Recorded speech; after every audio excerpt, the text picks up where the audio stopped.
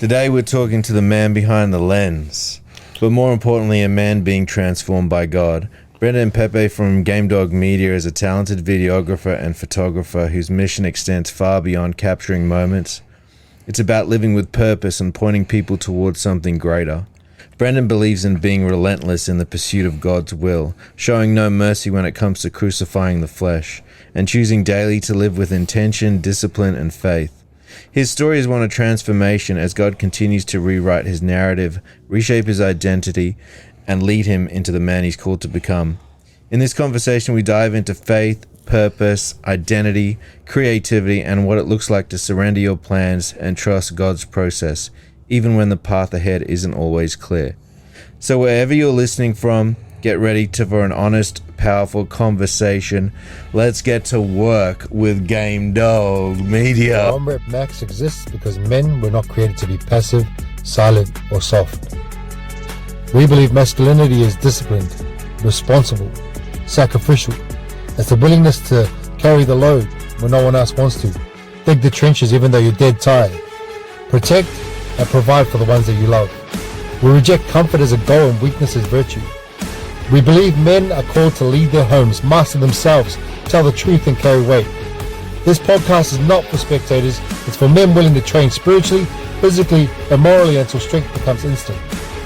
When pressure hits, when you're down and out, when you can't do it anymore, who you are shows up. This is your One Rep Max.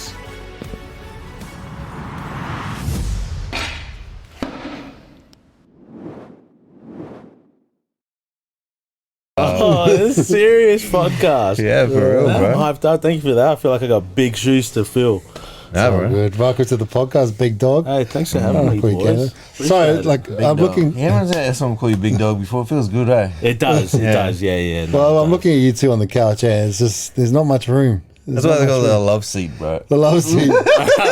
Hey, what podcast am I on? Looks like the sinking Titanic.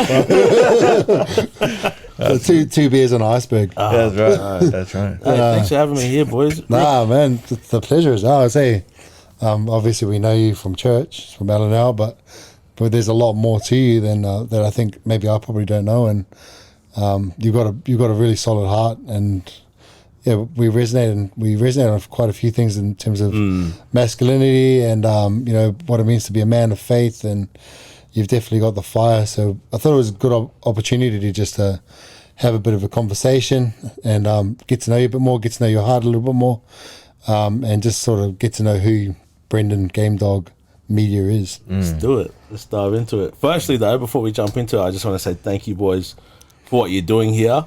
It's easy for people to sit back and watch or listen to something, but not actually see how things work behind the scenes. So not only thank you for doing the podcast, but it's actually been a joy and a pleasure to reap the rewards of what it is that you guys have gotten out of this, right? Hearing the way that you guys speak and communicate, your skills to be sharpened and everything like that. I'm so grateful to be able to not only witness it, but be impacted by it and how you guys live your lives out in person. So thank you for your friendships. Thank you for having me on here. Thank you for doing this. It's important that men speak up, that godly men speak up, and that we set the tone. So thank you. Thank you, bro. Thank you. Now, I'll just move this mic down a little bit just in case the camera can't see your beautiful face, bro. He'll be able to pick it up easy. Okay, let's go. Tell us about so just, I guess, start from the beginning, wherever you want to start. Just tell us your story, your formative years, how Game Dog came about. That's what I'm really interested in, I guess. I love the name Game Dog. I got my own theories about the name. Let's go for it. Man, real quick and real short, I grew up in a single parent home with my brother who's 7 years older than me. My family was brought over here by my dad who worked in the mines in Indonesia. So he would do like a 3 or 4 week on and then 1 week off. And then we lived in Cairns and they had a split in their marriage and he ended up having a family overseas. That ended up causing us to move down here to Brisbane, and we lived with my auntie and some family, and man, it was just a whirlwind, right? We had no strong men in our family. We had a bunch of drugs around, a bunch of alcohol, a bunch of sin, just a bunch of brokenness. And, you put that together, one person is brokenness and you put another person who's broken there and it just multiplies, right? So we lived in and out of, housing commissions, mum working multiple jobs. We governed ourselves. Mum worked till like midnight at Eagle Boys. During the day, she had like an office job and would live off pizza. My brother and I would just raise ourselves, basically. Nothing against my mum, but, she was busy, trying to pay the bills and trying to survive and things like that. And we sort of were ungoverned. So growing up, a lot of my life, it was just a free-for-all. Did what we want, went where we want, said what we wanted to say, all within reason, right? We grew up in those childhoods where we would get whooped. Yeah. But when mum's not around, then anything goes, like when mum's not around, you're the man and you're just doing all of this and all of that. And I look back at it now, I look at some of my childhood mates, like, I've got a mate who's in jail right now for murder. He was my best mate growing up. Yeah. And just all different types of things, right? My cousins, and, by the grace of God, I'm able to sit here and share these stories while I'm removed from it.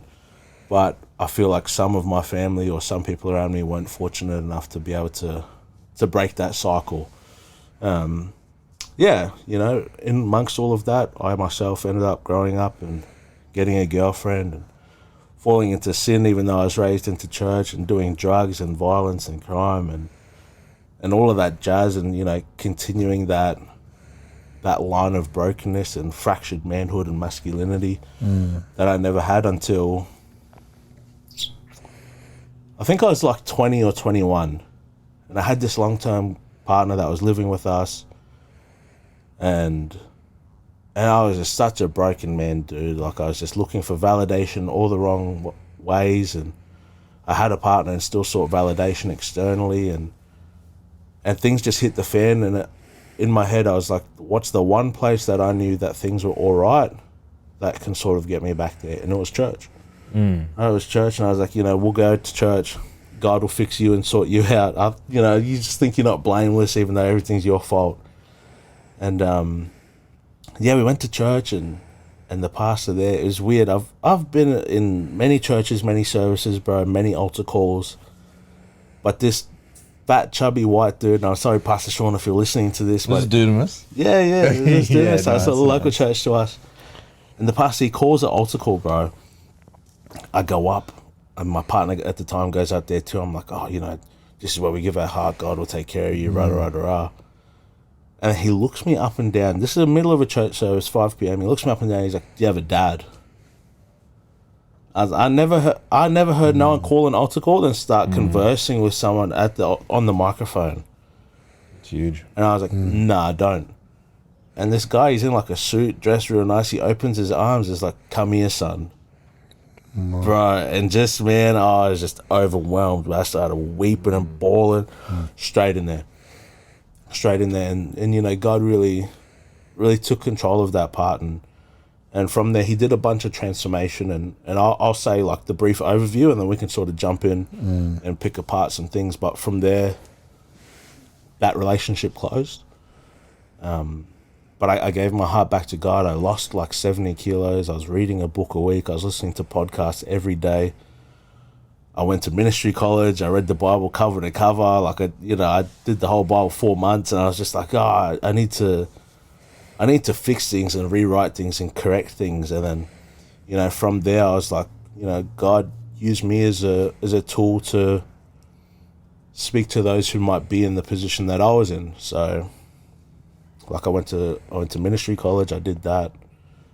Then I was like, I'll go to uni for counselling. So I went to counselling. I was like, let me work in the AOD sphere. Let me work with people who are like, seeking to fill a void with substances. Let me do that. And I got through all of that. I worked in mental health for a little bit with teens, and then I landed like my dream job in AODs, or like alcohol and other drugs. It's like a peer worker, so someone who speaks out of like a lived experience. And from there, God did lots of works, and we found LNL, and that came with its own challenges as you get older, and positionings. Then Game Dog came about, which is probably what I'm known for most currently. Which we'll probably spend a lot of time talking about that for sure. But it's been a journey, bro. Like, it's been a huge journey, man. It's a huge story, and I'm sure there's a lot to it. I probably want to rewind back to something that you said about like the lack of father figure, and that's something that we've spoken about. That a father in the home is probably one of the most important attributes to a young man growing up to be a positive influence in society. And when you lack that, that comes with a lot of challenges. Like, you know, you were saying you're seeking external validation, and probably there's a bit of identity crisis a little 100%. bit. So, I mean, whatever you're comfortable with, like touching on, with that lack of father figure in your early years, I think where it's most important is like, especially as we're coming into teenagehood, right? For sure. So where do you see yourself in hindsight going in the opposite direction to where you are right now? We were a part of a church growing up that was a really small family church, and there was a Nigerian pastor who was a missionary from America.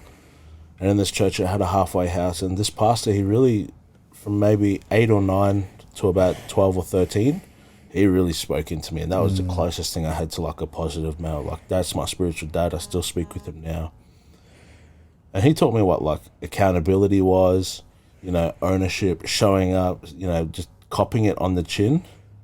But then I can see when mum stopped being able to force me to go to church when I was like 13, 14, and his absence, then you can really see all of the things that I was looking that I got from him. Even though I didn't know, I was trying to look for it out in the world, you know, like being the man in your friends groups, you know, causing trouble, you know, instead of getting praise for doing something right at church, you know, like those types of things was, hey, I'm really proud of you. It's like, oh, you're the man because you made everyone laugh. Oh, you could talk to this girl, or you could do that. Oh, you know, my mum, I don't know what it was, but I felt like, I don't want to say I was responsible, but I felt like I wasn't a dumb teenager. Yeah. So what she'd do is when I was 15 and 16, is she'd give me the keys to the car. She'd say, just drop me off with your aunties and then you can go take the car and do whatever you want. And those risk-taking behaviors, I became part of a group that they could give a damn about me, but I had a car, right? So we started to see all of these things that, you know, without this positive male influence, I'm looking for it in, you know, the type of praise that I'm getting, you know, the risk-taking behaviors, FTP, you know, F this, right, trying to be the man, right? Trying to flirt with this girl, and, or, you know, I'll do this drug, and all of those types of things. I see the opposite flip side of it now, but I was grateful I had that from, you know, 8, 9 to that part. Then I slowly start to see myself. The women, for me, bro, was just like, because they have these studies on it, and it's called a surrogate spouse, right? When there's no man in the home, you become the surrogate spouse to your mother. Yep. So when mum's happy, you're happy. When mum's upset, you're upset. So naturally, when that relationship starts to move on and you no longer really get that affirmation or validation from her, when you can make a girl happy, then you're happy. That just doesn't hit the same when it's a dude. It's like, I couldn't care what you could be happy about, dude. But if a chick lights up and you make her smile, bang. So for me, that was sort of like the hook that really latched me. And then I started dating girls, like, seriously from grade 10. And it just, like, I was in grade 11 and my girlfriend was living, you know, in my family house with us. Yeah, so those were some of the big things that I can see without having that strong male presence. Yeah. Things just get by, and we just start to just fill it, or I started to fill it with probably one of the easiest things for me, because I grew up speaking on a mic. I could talk. Yeah. I was fat, overweight and stuff, but I could talk, and no one else around me could talk, so I could get away with a lot of, you know, just get myself into these situations with these hot chicks, and that was my thing there. Yeah. I suppose, like, you also, there are positives in the sense that you do have that no one's coming to save me mentality, and I've got to get this done, and I've got to, like, work really hard at this. No one's got my back kind of mentality, where that served you really well in business and in life and in church and in other areas of your life as well, because you grew up just, you know, as you said, your mum was working all the time. She was and a you were at soldier, home. bro. Yeah. So, you know, it's not all doom and gloom, because you can look back and say, like, oh, I am who I am because of this. Yeah. And in a sense that, like, those experiences and those relationships drive us towards God, because it it exposes us to what bad relationships look like and what the perfect relationship should look like with a perfect father. Yeah, my mum, man, she stresses me out now, even as an adult. But her heart, bro, like I'm yet to see someone compared to her heart. And the reason why I can have this understanding of no one's coming to save me, and my heart not go sour or harden, is because she lived that way of she'll make it happen. And if someone didn't come through for her, if she never got that same support reciprocated, she never got sour with it. Yeah. She's like just always doing things with like a grateful servant heart. If she had $5 and someone needed $5, bang, she would give it. Sure, I sort of see the error in those ways because we as the family would suffer from her generosity, right? Like you got to take care of your home first before you can take care of other people's homes. But to see her and know that no one's coming to save her, but still like refusing to become sour or, you know, angry or looking at the world like woe is me, but she just took it as a pep in her step. That really set me up, man. She gave me so many mental jewels growing up that she just modeled, and I don't know how she did it, man. I think that's probably a big motivator for me as an adult, like why I want to work so hard, why I want to be successful. Like I could not care about, you know, money, riches, acclaim or anything, but as long as my family's like set and should never have to work, then those are some of the things that drive me. Because you're right, no one is coming to save you, right? But that doesn't mean that you have to have like this chip on your shoulder, everyone's out to get me, I gotta, you know, compete with everyone. It's like, no, I get that no one's coming to save me aside from Jesus through, you know, ways of salvation. But I can be joyful, right? I can rejoice even when there is trials, like James 1:2-7 says. Yeah, no, shout out to you, Mum. Yeah. Awesome. Mothers are powerful way, like especially when, and it's so common, it's so much more common now to have single mothers. I mean, like, you know, even when we were young, it was quite common, but I think even now it's nuts, just socially bro. accepted, right? And it's crazy that mothers have to take on both roles. Yeah. And even some fathers out there too have to take on both roles. And like I see it with some of the boys that are either coached or even some of my own kids with their mum, and the way that they treat their mum as opposed to the way that they treat me is two different things, right? And because like their mum has to look after them by herself, whereas they come to me, they have a completely different attitude. But it's interesting to see that the dynamic where you were saying about there's that complex where the son has to fill that male role in the household. And I see that firsthand, and it comes down to things like you know, I think when we were younger, you got to be the man of the house, when your dad's out. And I think I made the mistake of saying that to my son when me and my ex split up. It's like, oh, you're the man of the house now, because I didn't know any better. And so I think he probably took that on a bit too literally, and it's set him up for probably issues that he didn't otherwise need. For sure. But he's coming through it. Kid, Yeah, the kids, they sort of evolve. But it's really sad that like there are a lot of people out there that have to deal with that. But I suppose like for you when you were younger, like what would have been something that you felt would be valuable to have, like one connection? You know, I know you talked about like having a pastor at church and stuff. Is there like, you know, looking back, is there something else that you wish you had access to at that time to help you get through it? Yeah, there's all of these things that you wish people had, but then you have to remember there's like the aspect of free will, right? Like for me, I wish I played more club sports, or I was a part of more community things that one had to get me to have an account to show up when I didn't want to show up, and to participate as a team and not try and be, you know, the main man, to sometimes take the spotlight and give other people that type of push. I wish I had those three things, but I look back and I did. But it was just, I never wanted to do it, bro. I don't know what it was, but I just wanted to play games, dude. So when I played, like the Xbox just came out, my mum got me that, and that's all I wanted to do, and I'd rather do that. But it's just, if I had a man in the house, maybe that might have been like, no, this is a non-negotiable. This is what we do. This is the sort of types of things that we get into. Yeah. But because my mum couldn't sort of really force that on me or even police that, if she's working like multiple jobs. Yeah.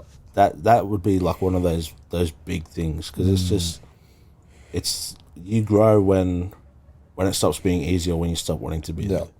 You know, 100%. like when someone else, like for me, I can let myself down, sweet as. So if I let you down, dude, bro, that kills me. Yeah. And to have, you know, that community spirit and aspect and that sense of belonging, it's like, hey, dude, That's you gotta big, bro. be there. And I think that's something. But if you see like society nowadays, no one knows their neighbors. We're told, you know, you get your shopping dropped off, delivered home. You don't talk to your neighbors. You watch a marathon on Netflix. Like, we don't go to church anymore, or these fees are too expensive. Everything costs too much for us to go do it. And we're just so isolated that it's like, Yeah. you know, We're so connected yet so disconnected. bro, it's unreal. Yeah. As I, you know, you spoke about, you know, if there was a man in the house, maybe you would have been forced to do these things. But I see plenty of families with male role models, and the kids get away with a lot more than they probably should. Yeah. And, you know, in my house, one part of our culture is like, you know, you got to do some sort of physical activity because hard things make you a better person. Which I think is a good lesson for anyone out there that's currently, you know, even a single mother or of a young man. It's just like, try and find him something he can do that's difficult. Yeah. And he has to overcome. It doesn't even have to be physical. It can Just be like, problem solver. just figure out on his own. Like, give him a controlled environment where he can figure things out. But yeah, it's like, do you have anything to add to that? Oh, nothing to add. I was just thinking about, because you're PNG, right? Yeah, Your born in ethnicity. PNG, half Aussie. My dad's Aussie. Yes. Nice, because they have a real strong, like, you know, my dad's from the Solomon Islands, and I think PNG's like quite similar. Like, they're quite close and in culture, and they have a real sort of like close like community feel about them, especially with family, even with extended family. Most people are like closer to their cousins or their second cousins or their third cousins than they are to their own like blood brother and sister. And I remember, like, you know, just like you're talking about people don't even know their neighbor over there. It's like, I remember when I was over there, they were asking me, like, because I grew up mostly in Australia, and they were asking me, like, oh, you know, in Australia, they wanted to know heaps about Australia, and they were like, oh, in Australia, if someone walks past your house, do you just like invite them in for dinner? I'm like, no, we don't invite them in for dinner, bro. Like, no, it's like, oh man, that's so. And they're like, oh man, that's you're so selfish, bro. You're so selfish. And I'm like, bro. And then I sort of begin to see what it's like over there, because they don't have much, and they don't have a lot of, you know, back in those days, they didn't have, you know, a lot going on, and it was all about telling stories to each other and passing on down traditions and just sitting down and talking and just getting to know each other through like storytelling as well. That's huge. Actually, growing up, maybe from like 5, well, I was born there, we moved over, but we'd go back every year. Yeah. And man, up until I was 12, that was the best parts of my life. Like you said, my cousins were my best mates. Like my brother, no, we didn't talk much, but you just go out, sun comes up, I'm swimming, the sun comes down, you're swimming, you're in the, like, it's just real formative years. That I look back, I'm like, you know, to keep things in perspective, you got your cousins out there, and still to this day, like, no electricity, no running water in the village. Like, it does put a damper on perspective. Hey, it's like, oh, you need to chill out, dude. Yeah. Things aren't that bad, bro. Yeah, 100%. I was going to say, like, despite, you know, the shortcomings of your upbringing, like, it's become a part of who you Wouldn't are. change it. Never Yeah, change it. exactly. Like, you know, even the struggles I've been through, I wouldn't change it, because it strengthens you in a way that no book can, right? Yeah, Like you say, you read a lot of books, I read a lot of books, and there's nothing that can prepare you for actual reality and lived experience. My dilemma for a family is, how does someone take all those lessons and how do you replicate that in a safe, healthy environment for, you know, the next generation coming out, or something like that? Because it wasn't healthy, or like some of the stuff wasn't safe, some of the stuff, like the crap that happened growing up, so it was horrible, some of it.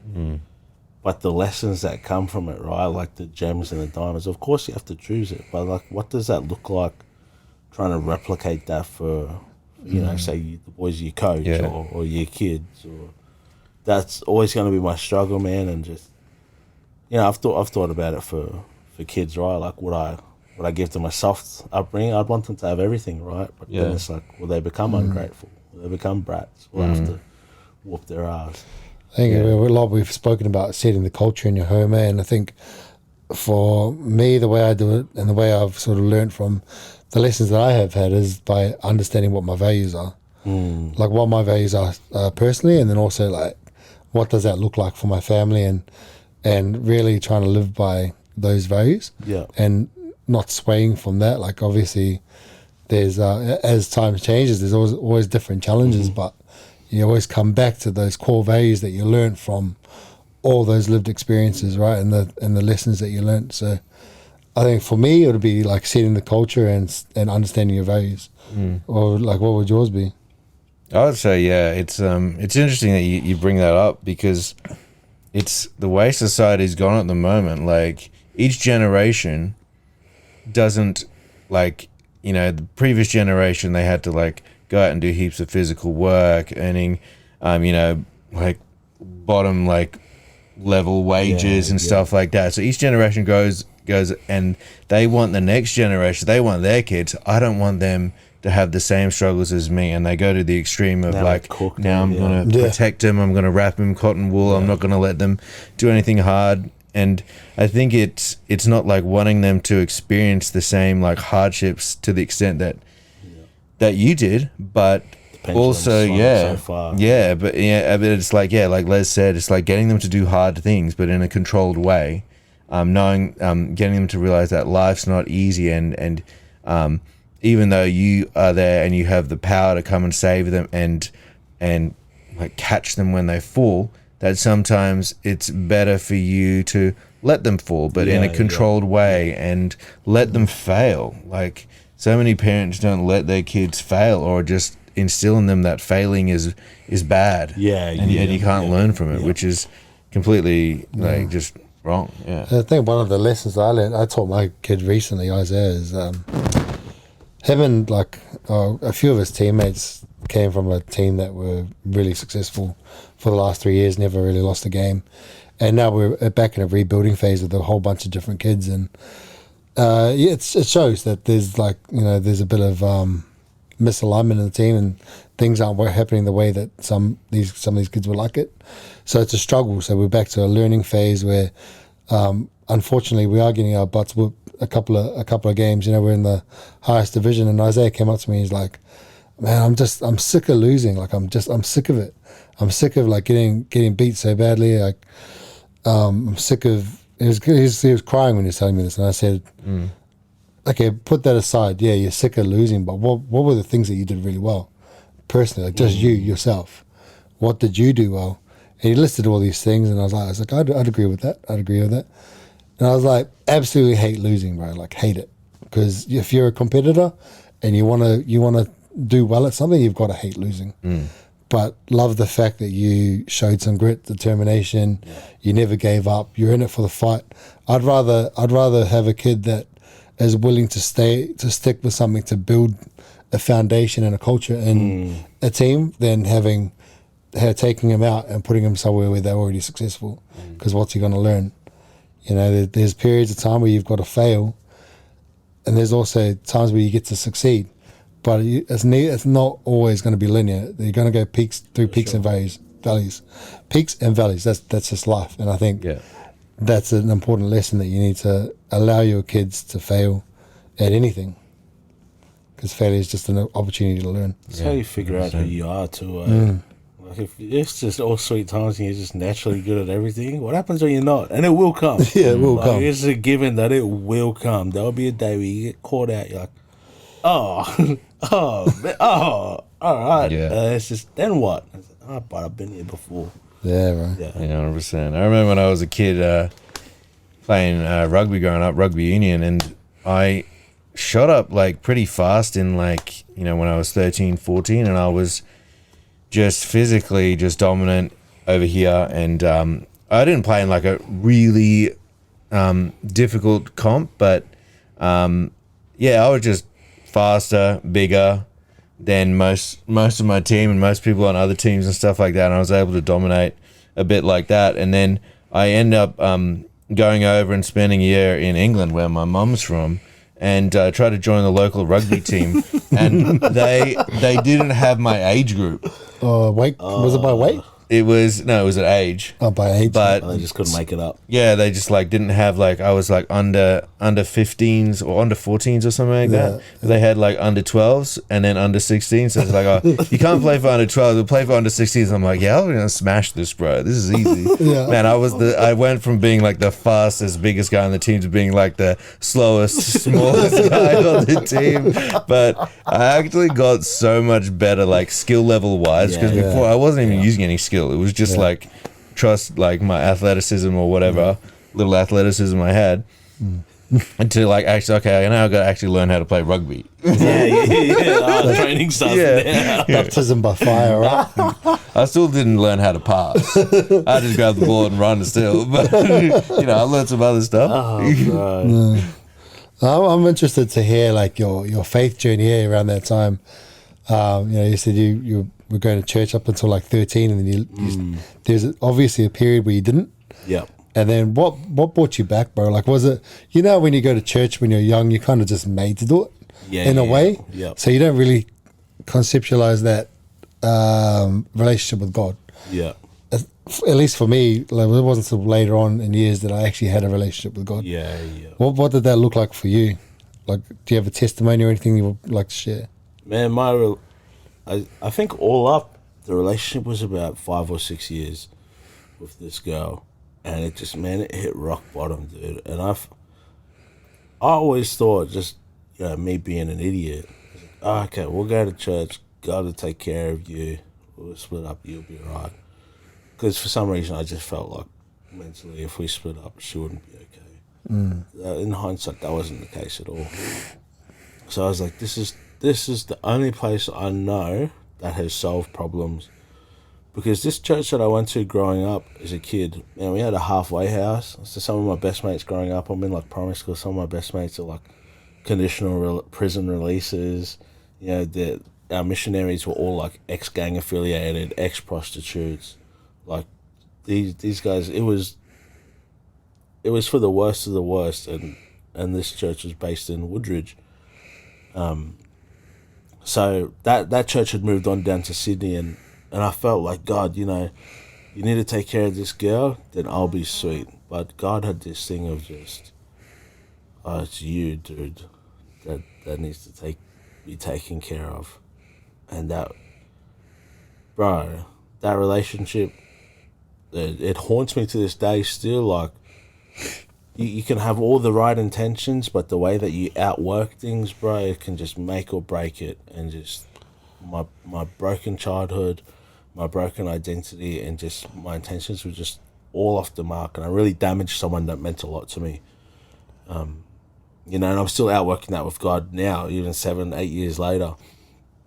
But I went there and God just took a hold of me, bro. Like this.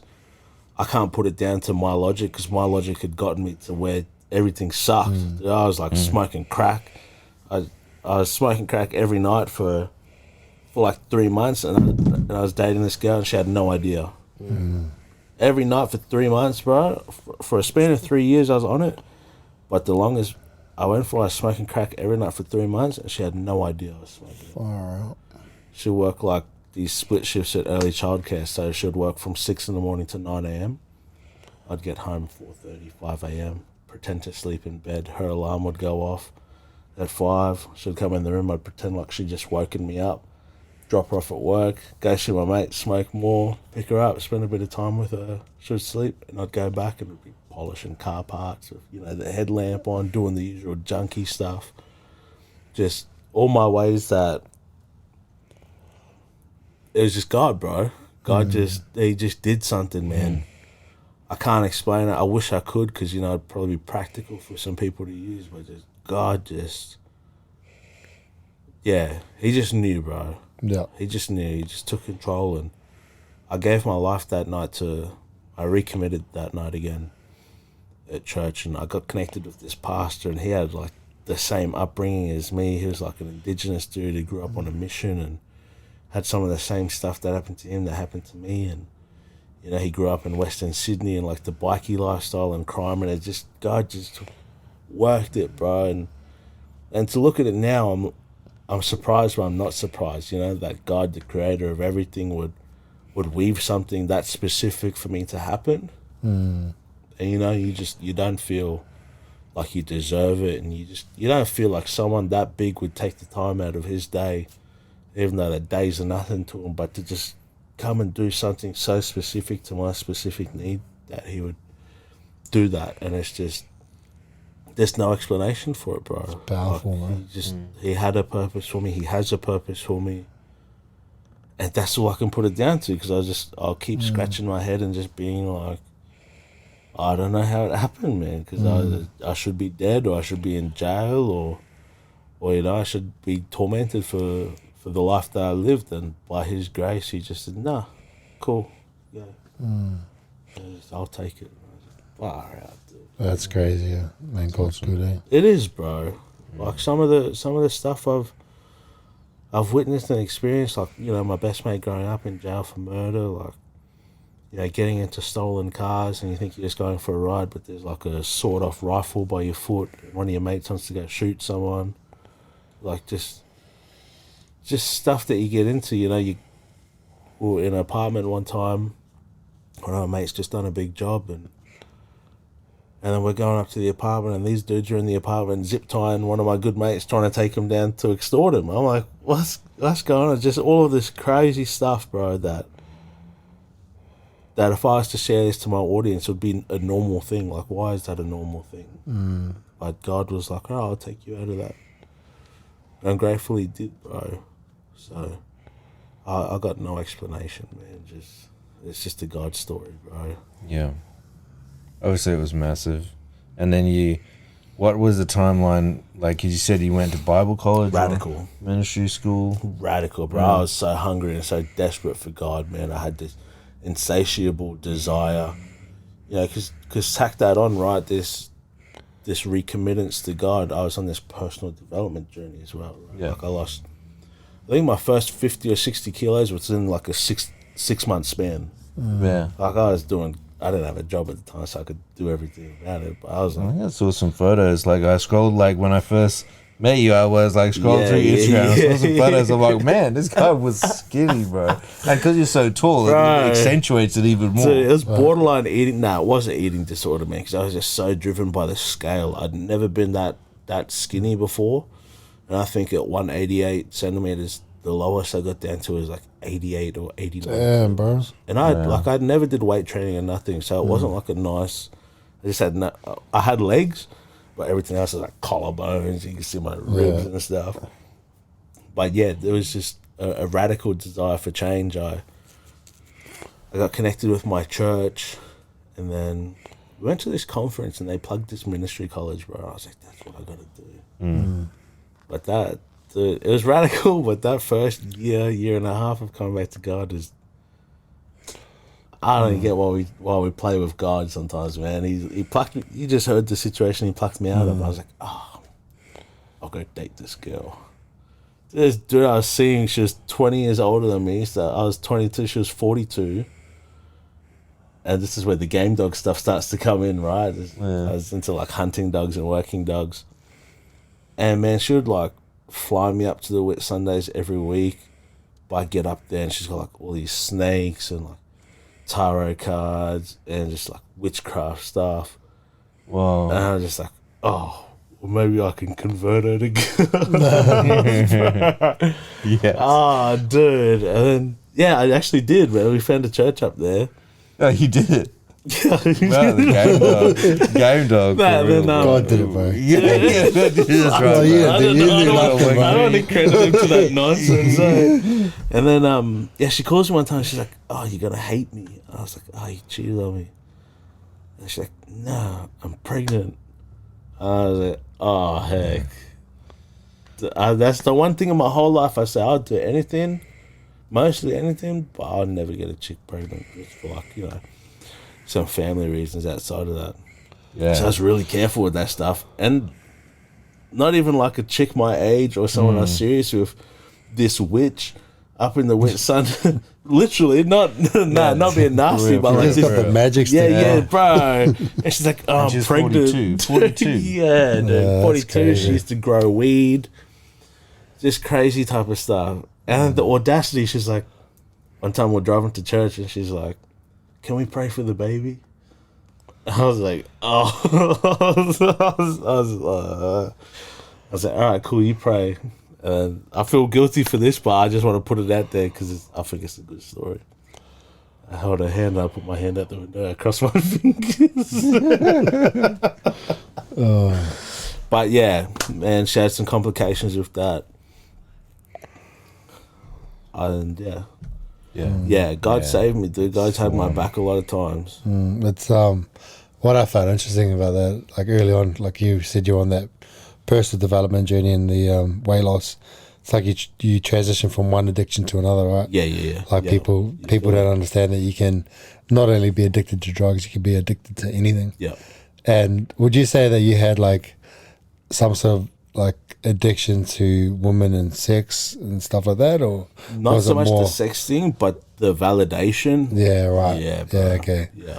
Like the sort of, you said that you like, there was times where you didn't feel worthy. Did you feel like you were more worthy when you were getting that validation and the attention, I suppose? The worthiness, I felt like I've never had or perceived myself with like, you know, negative image issues or things like that.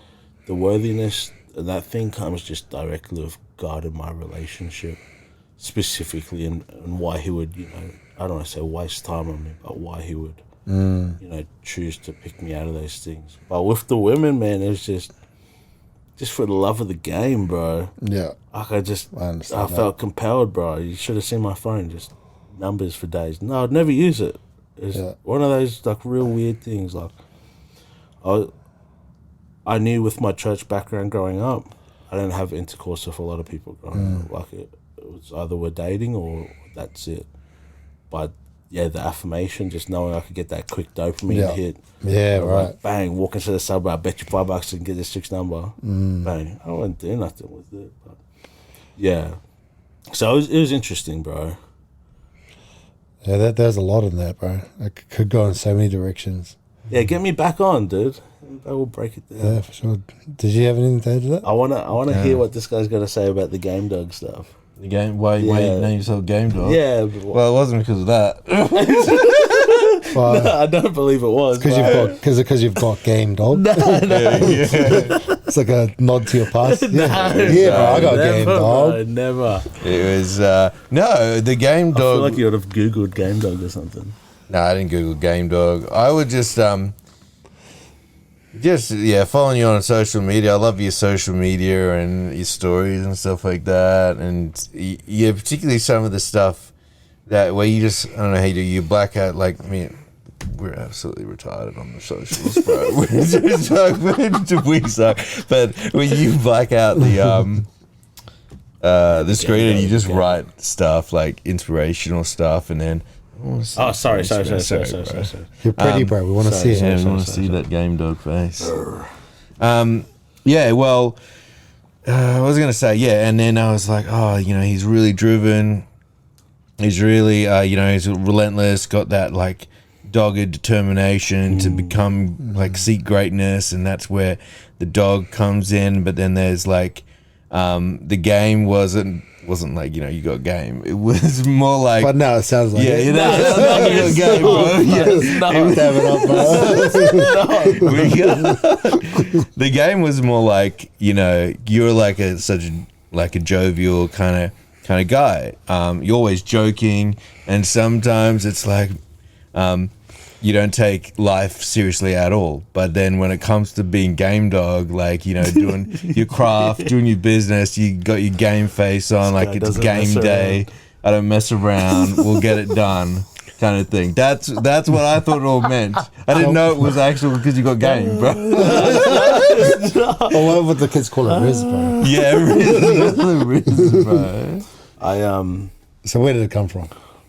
I reckon. So I've got a dog now. He's 9 this year. Man, I reckon this dog saved my life. He came at a point where I really had nothing. I started from scratch, and I wanted to get a dog. I had a few dogs at the time, but I wanted to like get a dog from birth, like a real serious dog. I was looking to these American bullies. Hey, I had a mate message me. He's like, So you want to get an American bully? They're fat and useless, and they just look the part. They're not seriously about it. Come to my place. I'll show you a real dog. Bro, I went to this dude's house, man, and he had these dogs, bro, and they're on like a long cable run back before RSPCA changed the laws. And he would hold up a toy, and just the way you see this dog just like switch on.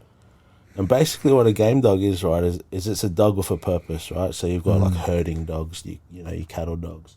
Then you've got like your shepherds, your guard dogs, you've got your Rottweilers, you've got your retrievers. All of these dogs were bred with specific purposes, right?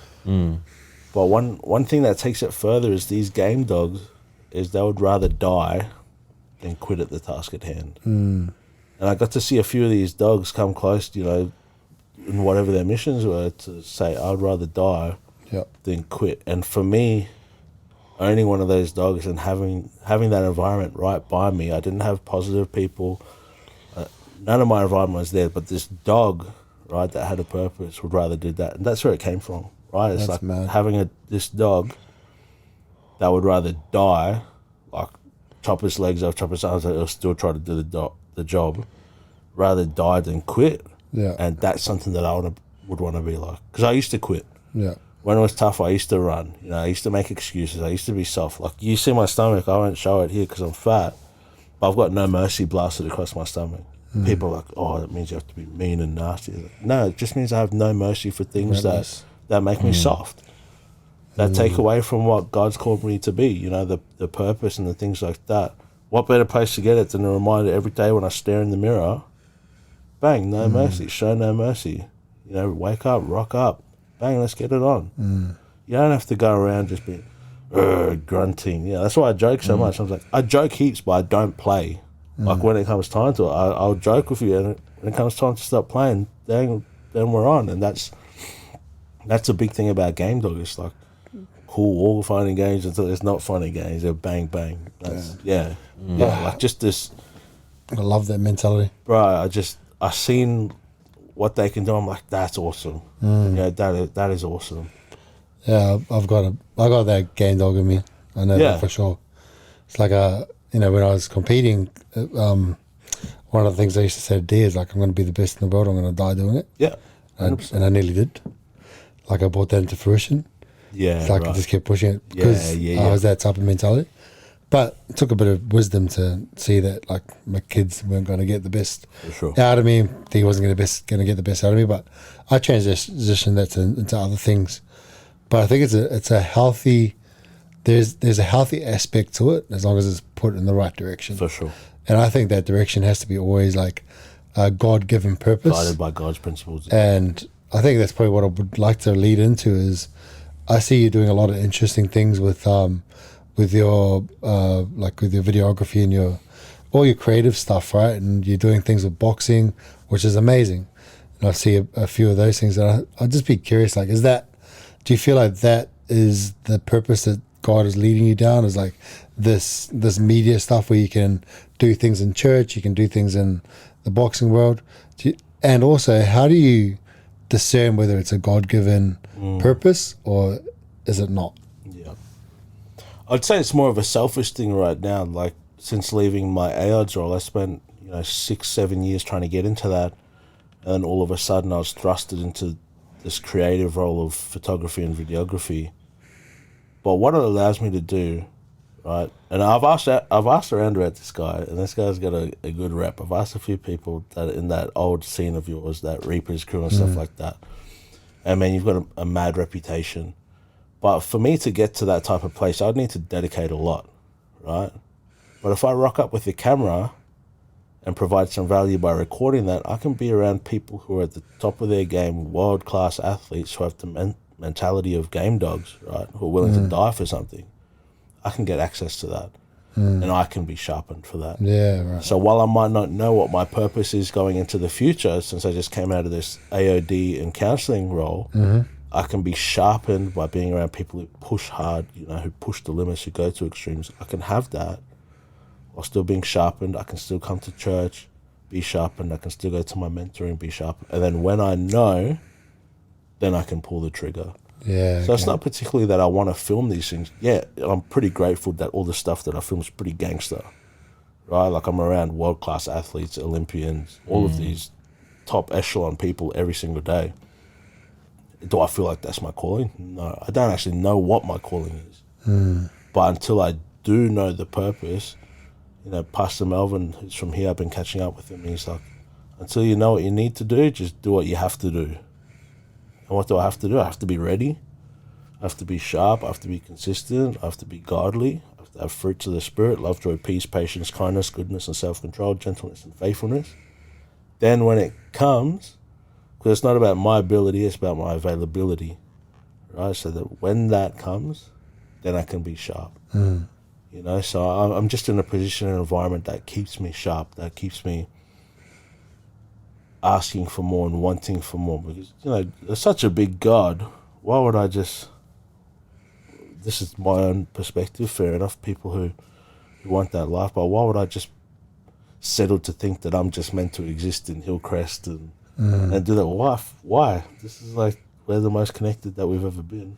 Sure, we're disconnected, but why wouldn't I do something big? So that's that big thing. I don't particularly think that sports is where I'm meant to be, but I felt like God's been stirring, like, documentary style stuff. Like Yep. We've had Open Doors come in here, like human trafficking. That's the stuff that I want to get into. Like, dude, Yeah.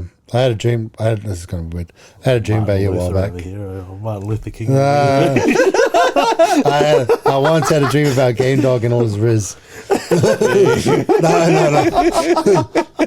So when we were like kind of in the early, we still are in the early stages, but one of the things that I mentioned to Al, which would be cool, was like to go over to Jerusalem and that, and document our first experience of seeing where Jesus and all that stuff, right? And my first thought in this dream was like, who would be an awesome dude like Brendan to bring along, because he's like such a good character and we're like someone that we resonate with. Yeah. But it's interesting that you said that, because I was like, oh yeah, and this was just a fleeting thought, like one day, and I'm resonate with you where, like, I don't think God calls us just to stay where we are. Yeah.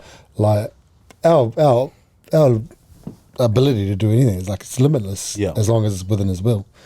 So like that could be something like further down in the future that could happen. Right, it could be whatever. You know what I mean? Like it's but it's awesome. I think that's where it starts, right? That understanding of it could be whatever. Why can't it be whatever? Yeah, exactly. Why does it have to be the way it is? I think, that's probably the biggest thing that people get frustrated with me, is I ask a lot of questions like, why? And they think it's like a personal attack. It's like, no, I'd just like to know why the gears move the way they do, bro. Like, why? Why are we doing it like this? Is it the limitations of the flesh? Why we think that way? Bro, there's just something in me that's always wanted more. Yeah. Always just... I've got mates, right? Like 3 weeks ago, I trained with... She was there when we were boxing. She just fought on Jake Paul's card in Texas. Is that the one that recorded me thinking it was Yeah. She just fought on Jake Paul's card. Like, that's mad, bro. That's why? awesome. Why can't it happen? Yeah. There's no reason, right? Nah. And I think when we get serious about what we do and how we do it, and but this is even a thing to myself. Like I people see me, they're like, "Oh, you work hard." It's like, I don't work as hard as I could. Absolutely. I'll tell you that much. You only know yourself, and I'm not wanting you cop out. It's like, I could work harder. Yeah. I'm sorry if you're my client watching this. I could work harder, but I'm trying to get there. We could absolutely work harder with this podcast too. Like the things that we want to do. Yeah, 100%. But there's a time for everything. Yeah. Oh, bro, that's my favorite passage, Ecclesiastes, man. King Solomon, that dude, bro. Just there's a time for peace and there's a time for war. Yeah, bro. It's gangster. Baby, bro, let's go. Getting hyped up, bro. Do you have anything? I feel like I'm talking too much. So No, you go, bro.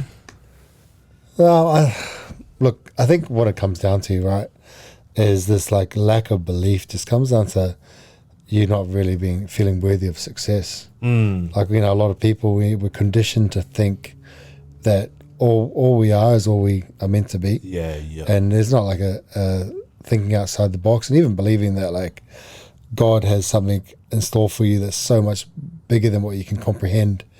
And I think first it takes like dying to yourself.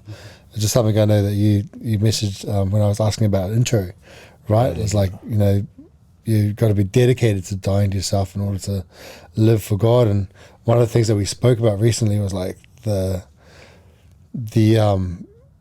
ability to like always be busy, you know, in this lifestyle. We're always busy. We always got this excuse of being busy. And one thing I came up with there is like being busy is just not trusting and having faith that God is enough. True. You know? So for you, like, I want to explore a little bit more around like, what does dying to self look like on a day-to-day basis? What are your like daily habits in that arena?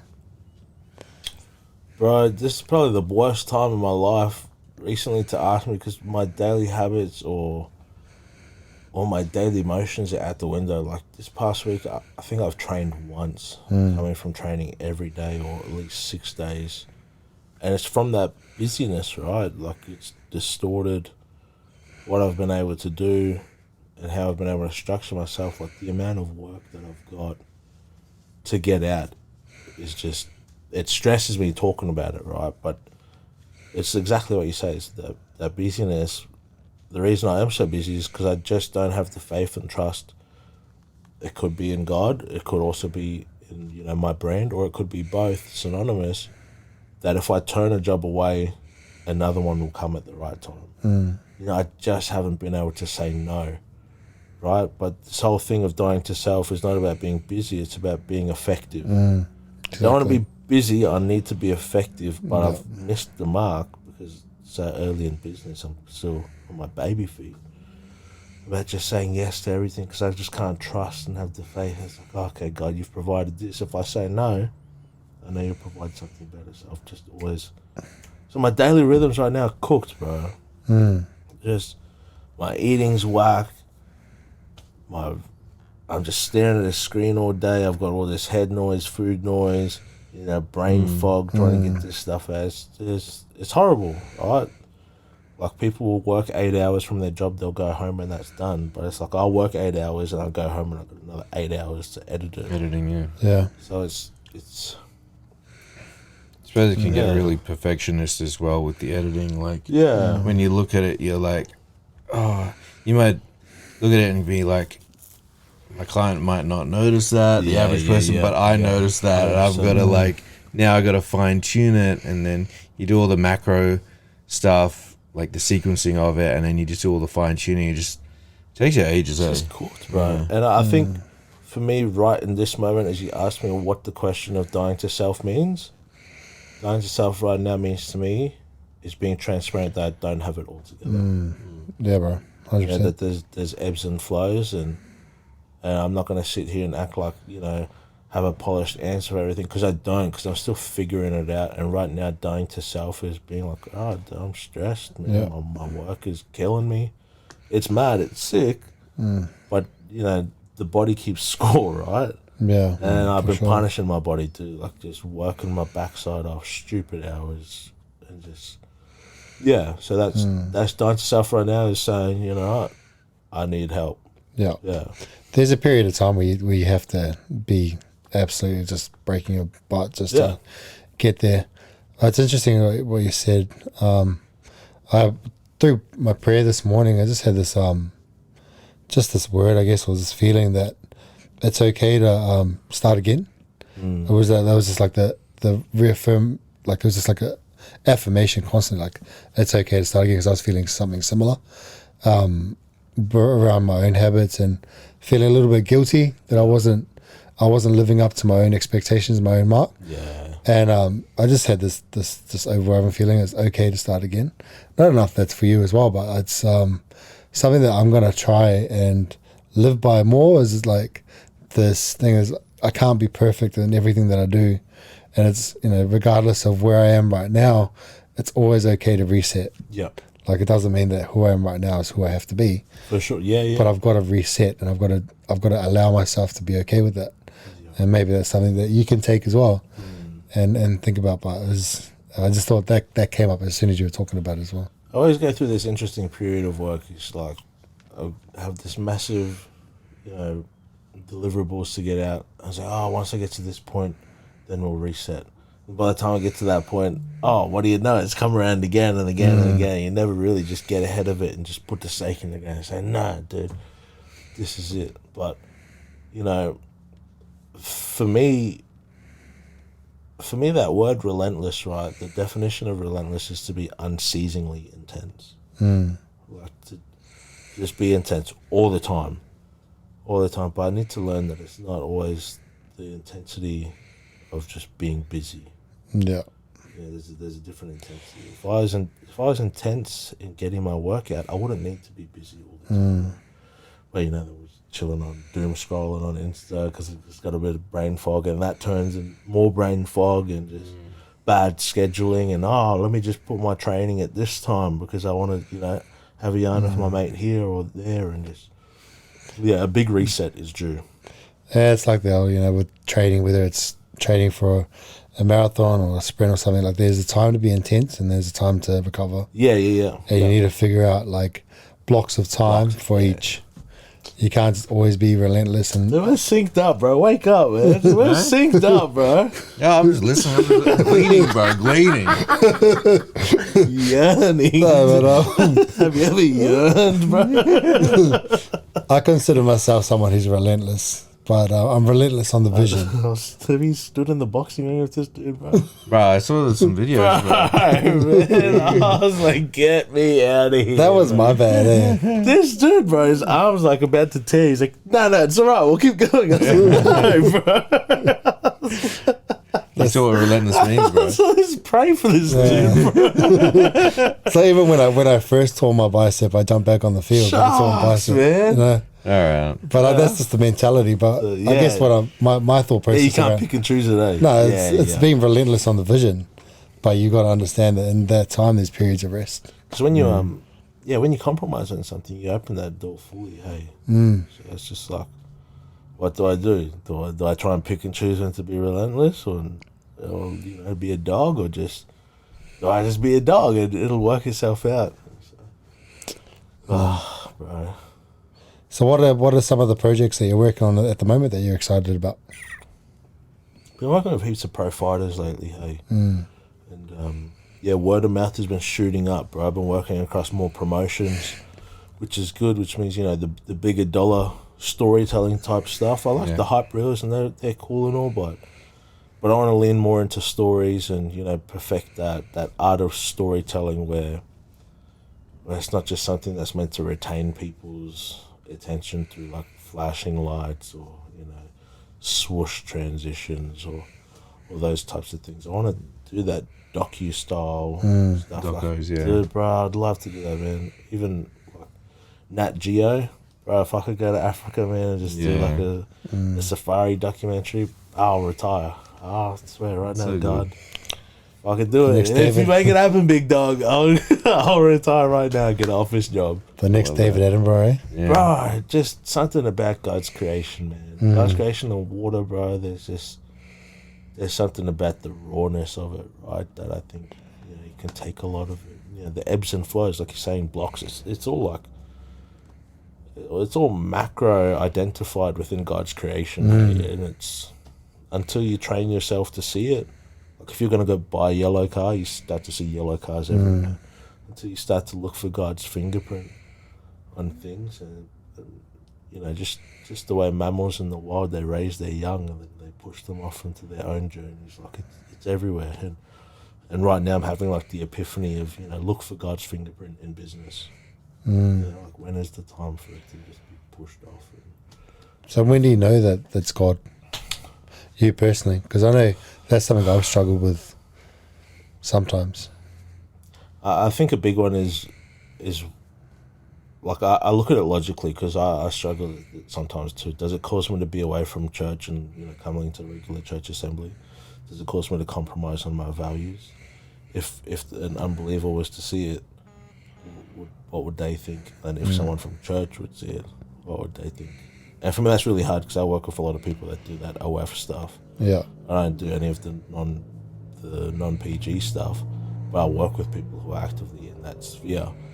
And that's something that always comes against me. But you would not believe, like I've got on my cameras pray first, a little sticker. And you will not believe the people that are in those types of industries and arenas that read that, and it just starts like this whole thing. You know? I think it's when you have to make a choice, Yeah. you know, between this or that, and that for me is a big one. Like, I'll try not to work Sundays at all. With us having 3 church services, it's a bit different, but still, then it's, if I can't give, you know, God Yeah. this time out of 168 hours of the week, then I've messed up somewhere really bad. How do you deal with temptation in those? Because what I'm hearing is, like, I know that you're around like world class athletes. Some are female, and obviously some people in the OF space. But It's strange to say, hey, like,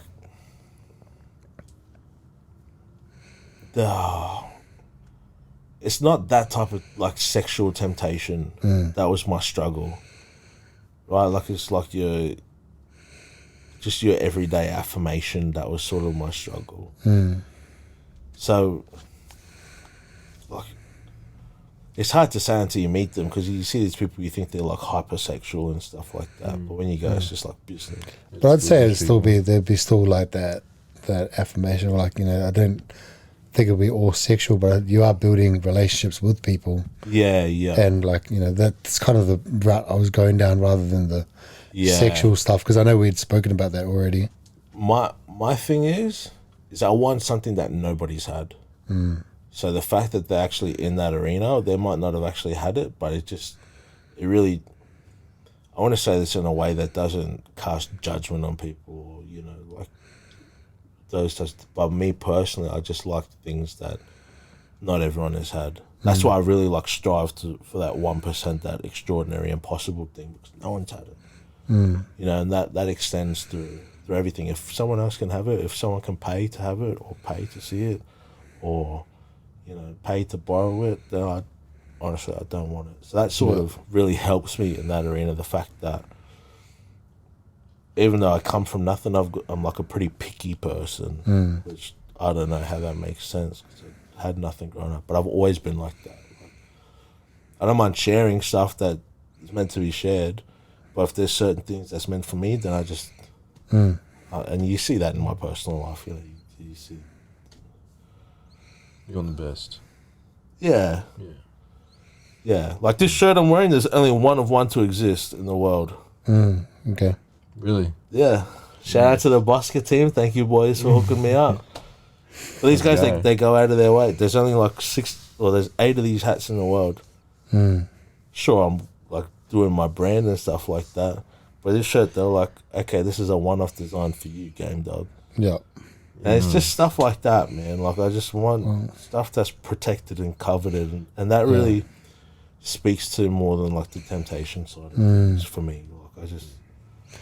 Well, exclusivity is a massive thing. There we go. That's the word. Yeah, you look at Bugatti. You know, I've been watching a bit of that Matt Armstrong, and like a lot of the parts are pretty attainable from anybody's standard. And the reason why they're so expensive and the reason why they're so popular is because they're hard to buy. 100%. And they've created a market where you've actually got to be someone of importance to get it. Yeah. So sort of see where you're coming from with that. Yeah. So idea. For desire for me is that next level. That's interesting. Was there ever a point in your life? Oh, let's change like lanes a bit here, but was there ever a point in your life, because you went to Bible college, you went to ministry school, was there ever a point where you felt like called towards like working in the church and doing ministry within the church?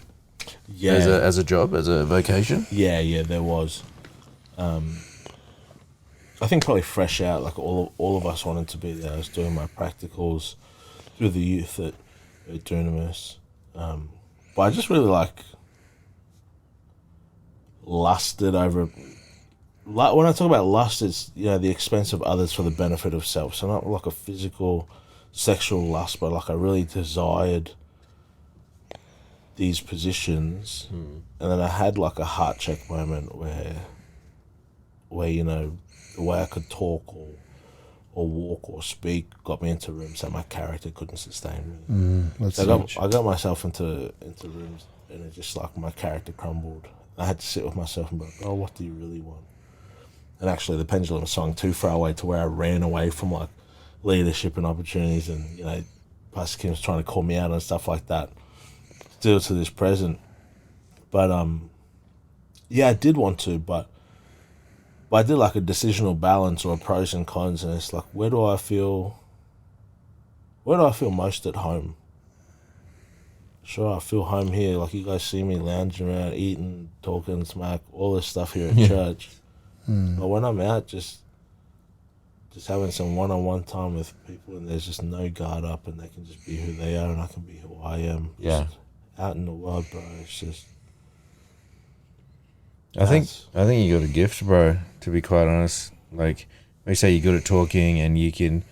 We made jokes about you having game and the riz and stuff like that, but that can be channeled in like a positive direction. Definitely. Into like shining God's light. And when Les like, oh yeah, Brendan's up for the podcast, I went and listened to the only other podcast that I know you've been on with, and I listened to the whole thing the other night.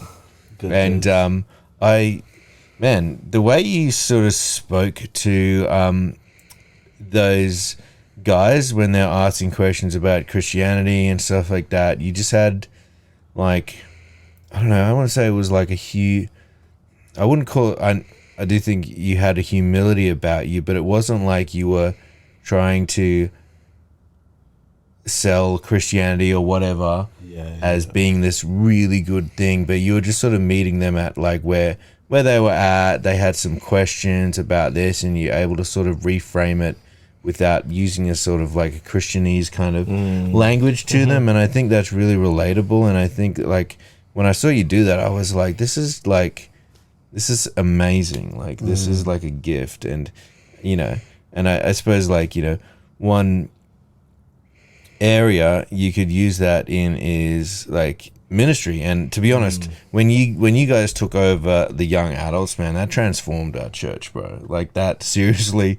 we were not at all like hitting that demographic at all. And when you guys came in, you started to do the work that you did, even though like maybe you might have felt a certain way about like numbers, like some people always look at the numbers, but it honestly transformed our church to the point where like a lot of the recent growth that we've seen in church is like you can put it down to that success, bro.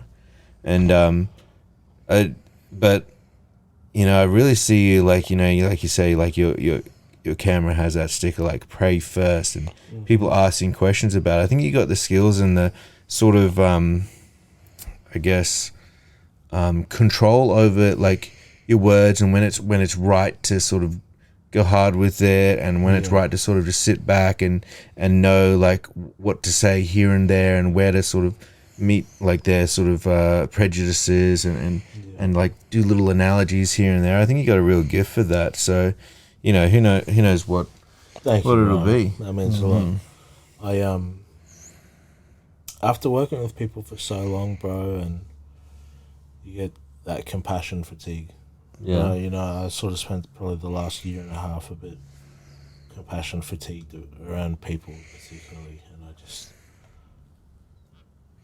I don't want to say I got tired of it, but it takes a lot, man, to invest in people and to walk the journey with people. And I see that we share a lot of similarities in the way that we carry out our personal lives, that when we get it wrong, we're really hard on ourselves. 100%. And it feels really inauthentic or incongruent for me to sit there and treat myself one way, and then to tell someone, that's all right, we'll get it right next time. We'll get it right next time. And for the first couple of times, I believe it.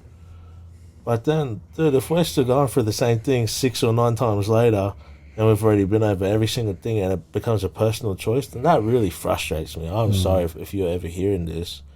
I love you. I have that grace for you. I can do that as a friend. No problem. No drama, bro. I'll be there. You call me 2 a.m. over the same thing, I'll be there.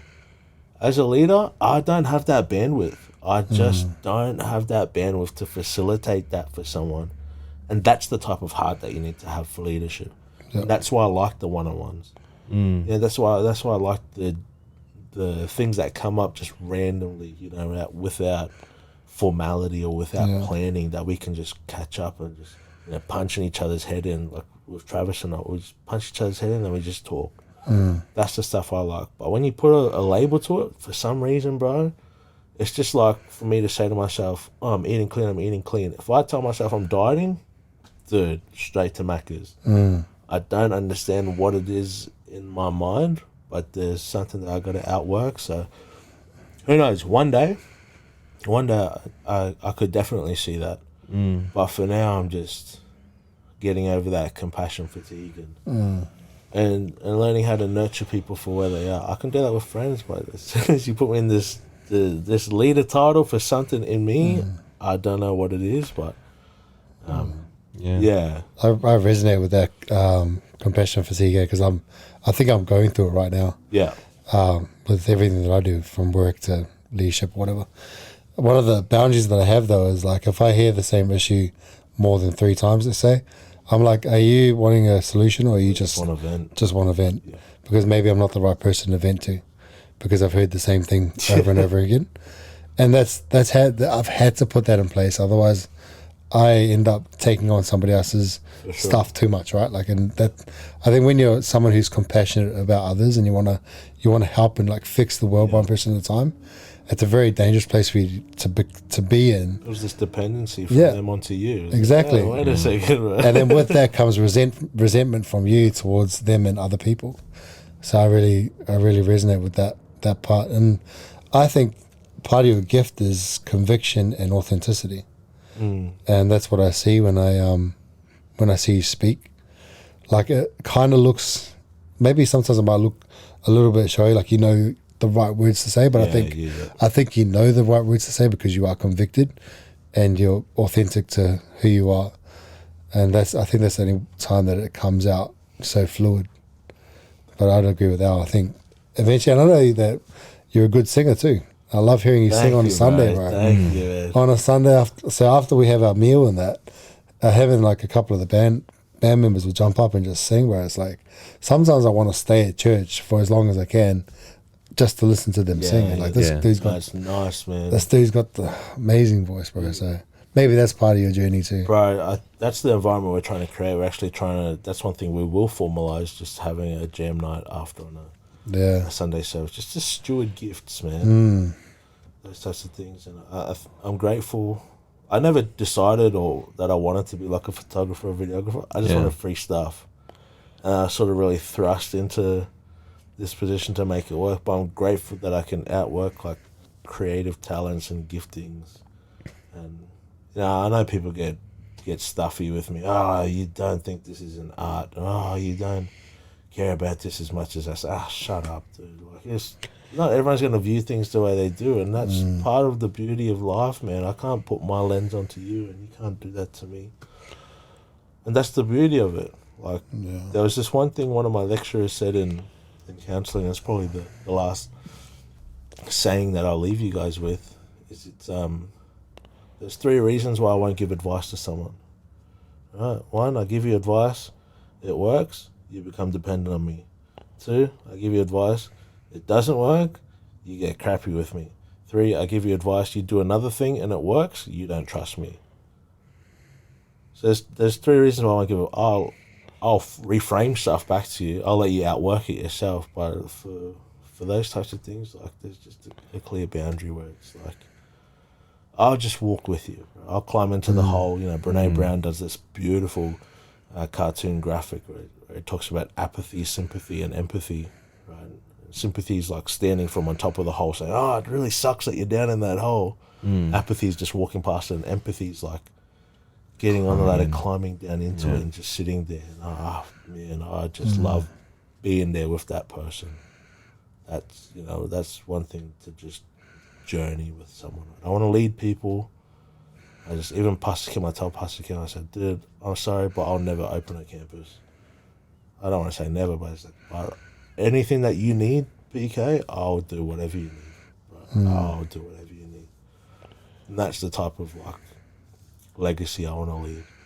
Because there's people like you guys that have your own way, and then when we all come together and leave those types of legacies, That's all that 1 rep max is put together. Squat, bench, deadlift. Oh man, that was awesome. I think Hey, have me back on this, man. It's awesome, yeah, bro. for sure. I think I've got a lot of value out of that. Yeah, I feel like we're just talking, bro. There's no Yeah, that's destination. that's the what point. we do, bro. Yeah, That's I the liked point. it. Yeah, Yeah. we don't I like want to. We don't want to sort of like overcomplicate it. Cut out all the racist stuff, man. it. Yeah. From Al. No. No, but thanks for jumping on, bro. It was the Christianese. I thought that was funny. I Yeah, never heard of man, it that way. bro, I could speak all of that growing Christianese. up, dude. I could, dude. That's Oh, right. yeah. Well, I think we'll end the episode here. Yeah, sure. But thanks for coming on, brother. We really appreciate hearing your story, and I'm sure there's way more to listen to. And Way more. And, way better. anytime you want to come back, bro. Bro, have me back for sure, man. Yeah, sweet. Hey, shout out to the Bosco Boys, shout out to Team Shadow, shout out to Revenge and Ascend Performance Supplements. Check them out on my socials. What are your socials, bro? 'Cause I don't My think anyone knows socials is GameDog.media, the #1 source for combat sports videography, photography, and just bad to the bone mother. Nah, yeah, check out my stuff because it helps me make money in that. Nice. All right. Yeah. Thanks to Brendan, Game Dog Media, Pepe, just for jumping on and proving that just that doesn't matter where you come from. Like you can achieve great heights as long as you believe in God and you trust in His will. And every hardship is a lesson to learn. To anybody out there that's struggling, this should be proof that it doesn't matter where you are right now. It's you can always be better, do better, be better, and do more for other people. So, just keep chipping away. We love you all. And that is your 1 rep max.